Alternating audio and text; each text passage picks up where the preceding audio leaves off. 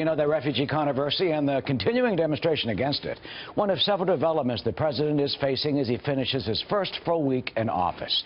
You know, he's already fulfilled some of his campaign promises with those executive orders. But also some note he's been working with a dizzying speed on multiple fronts. What will this mean for the management of our nation going forward? Kevin Sheridan's former senior advisor for Romney Ryan in 2012, and communications director for Paul Ryan when he ran for vice president. Marjorie Clifton, former consultant to the Obama campaign and the principal of Clifton Consulting. Kevin and Marjorie, welcome. Marjorie, let me start with you. I mean, this whole week, it's been a breakneck, some say pretty frenetic pace. You got 15 executive orders. He's working through the weekend, not to mention the tweets. Can Washington adjust? Well, the Republican Party hasn't adjusted, and that's a real challenge for them because this is the first opportunity since 1920 that they've had the opportunity to meaningfully move legislation along in Congress. And instead of focusing on things like tax reform, which was one of sort of the focal points that they had going into this Congress, they've been in rapid response mode. And, you know, we're seeing protests and issues around the refugees already popping up around the country. We had the cancellation of the Mexican president's visit. And so we're seeing a lot of strain, frankly, across the aisle, and I would say the only unifying point at this part is we've got both Republicans and Democrats a little bit baffled at what to tackle first and how to respond. Hey, Kevin, are the Republicans baffled? Not at all. The Republican Party is unified, and this is what disruptive change looks like. This is what the American people just voted for. He's moving at a breakneck speed, like you said. He's already moved on the wall at the southern border, sanctuary cities, you name it. He's done 15 executive orders already. And he's moving his agenda forward. Paul Ryan you talked about tax reform. Paul Ryan has said he wants to get tax reform done by the end of summer. So I think the Congress is unified with the president, and I think they're finding real agreement on a shared agenda. And I think you're going to see real results. And this is just 7 days of it. Imagine, another 6 months, 4 years of this. It's real change. I mean, it's coming down the pike so fast and furious. I mean, look what the Wall Street Journal basically wrote about the first week of the Trump presidency, saying, quote, all new presidents naturally become the focus of attention, but Mr. Trump is dominating his new universe more than most because of his propensity to spin off his own personal views and messages. Already, he has trampled on the planned script for his opening days with off-the-cuff remarks and tweets, and he has upended his own schedule. The upshot is that neither his top aides nor his potential congressional allies know what he might do next. I mean, Marjorie, you think that's really fair? And how does, the country adjust to this?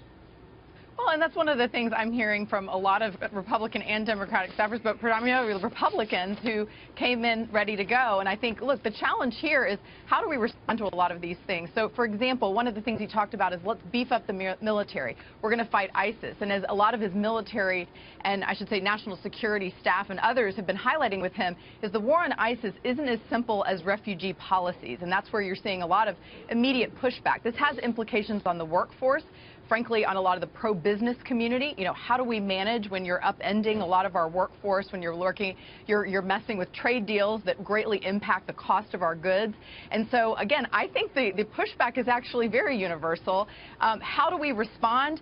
It's like trying to have a crystal ball to predict what Trump is going to do next. And as you're seeing evidenced in sort of a wait and see, we don't even know this 15th executive order that he's pushed through today. We don't really know what is to come with that either. So well, I think everybody's a little bit in waiting. Well, we do know it has to do with national security. One of them, it also has to do with rolling back and having that 5-year ban on lobbying by top officials, which really would, man, oh man, talk about hitting Washington where it hurts, Kevin. I mean, when you're dealing with that revolving door.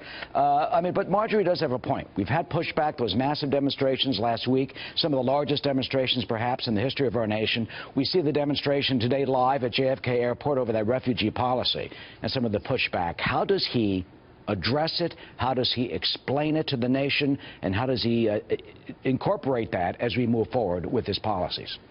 Look, Donald Trump is going to be measured on results, and there's another election in 2 years and another one in 2 years after that if he doesn't get them. And he does things in an unconventional way. He always has. And I think the left would do well to try to adjust to it rather than lose their mind.